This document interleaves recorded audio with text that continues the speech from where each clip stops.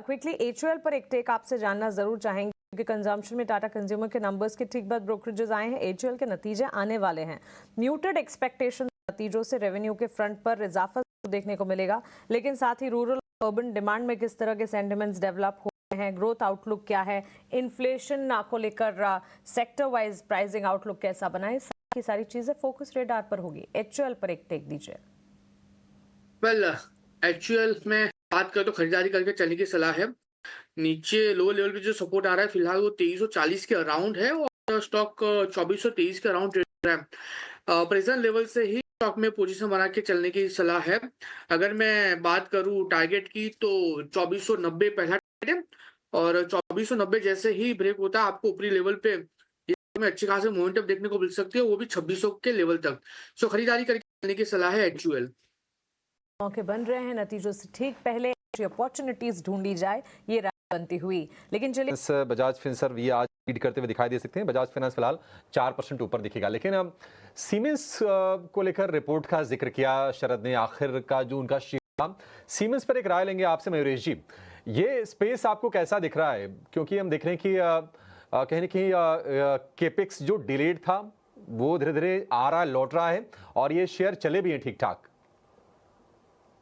अभिषेक जी, मुझे लगता है, आई थिंक जैसे मैं कह रहा था मेरे ओपनिंग रिमार्क्स में, जो गवर्नमेंट केपेक्स है वो वेल एंड ट्रूली स्टार्ट हो चुका है वापस, और इसलिए जो ऑर्डर विंस रह सकती हैं अक्रॉस द सेक्टर, पावर हो, इंफ्रास्ट्रक्चर हो, पोर्ट्स हो, रोड हो, हाईवेज हो, रेलवेज हो, तो मुझे लगता है I think large order pools will start coming through, और ये सारे ऑर्डर्स डिसेंट मार्जिन्स के साथ हैं। इसलिए मुझे लगता है I think it all now boils down कि इंडिविजुअल कंपनी कैसे एग्जीक्यूट करती है सारे ऑर्डर्स को, how do they keep their working capital check, and again largely हमें ये भी नहीं भूलना चाहिए कि ये थे, और उसके बाद आई थिंक जो नेक्स्ट 2 क्वार्टर्स रहेंगे Q2 Q3, थोड़ा मानसून की वजह से हमेशा ये सेक्टर पे थोड़ा प्रभाव आता है क्योंकि थोड़ी नरमी या सॉफ्टनेस देखी जा सकती है।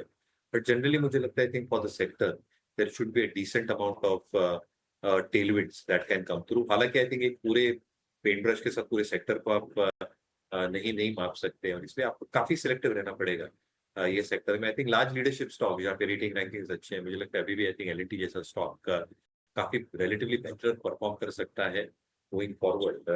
जो वर्किंग कैपिटल है that should largely be under control, margin should largely be under control across various business segments, और इसका एक सीधा आरओई इस पे दिखेगा जो सिग्निफिकेंटली इंप्रूव होना चाहिए मेरे हिसाब से अगले कुछ दिन में। कंस्ट्रक्शन में ही काफ़ी डाइवर्सिफाइड प्ले है एल&टी का, और आपके लिए बेहतर बेट वहां पर बन सकता है। एक और को जोड़ते हैं, सेंट्रल ब्रोकिंग के नीलेश जैन हमारे साथ जुड़ गए हैं। नीलेश भाई, गुड मॉर्निंग। आपके शुरुआत कर लेते हैं, बताइए। Good morning Abhishek ji, good morning सभी को। देखिए, खरीदारी पर फोकस है और जिस हिसाब से कल हमने काफी अच्छा मोमेंटम बिरला सॉफ्ट इस पर्टिकुलर स्टॉक में देखा था। इनफैक्ट ओवरऑल आईटी स्पेस में काफी अच्छा रिबाउंड था, तो इस स्पेस में से बिरला सॉफ्ट हमें पसंद आ रहा है। यहाँ पर काफी अच्छी शॉर्ट कवरिंग हमने देखी थी। इनफैक्ट कल के वॉल्यूम पार्टिसिपेशन भी हाई एवरेज थे, तो यहाँ पर एक फॉलोअप मूव हमें देखने को मिल सकता है। 408 412 तक की अपसाइड यहाँ पर देखने को मिल सकती है, तो इसे बिरला सॉफ्ट को करने की सलाह होगी। 392 का स्टॉप लॉस होगा 408 एंड 412 तक की अपसाइड के लिए। उसके अलावा जो दूसरा स्टॉक रडार पर है वो है ओएफएसएस। यहाँ पर भी कल हमने काफी अच्छा अट्रैक्शन देखा था, और यहाँ पर जिस हिसाब से काफी अच्छा बेस फॉर्मेशन डबल बॉटम का पैटर्न बना है लगभग 7150 और 7200 की जोन में, और उसका ब्रेकआउट हमने हाल फिलहाल में देखा था। तो यहाँ पे एक मोमेंटम इस पर्टिकुलर स्टॉक को 8800 से 9000 तक ले सकता है।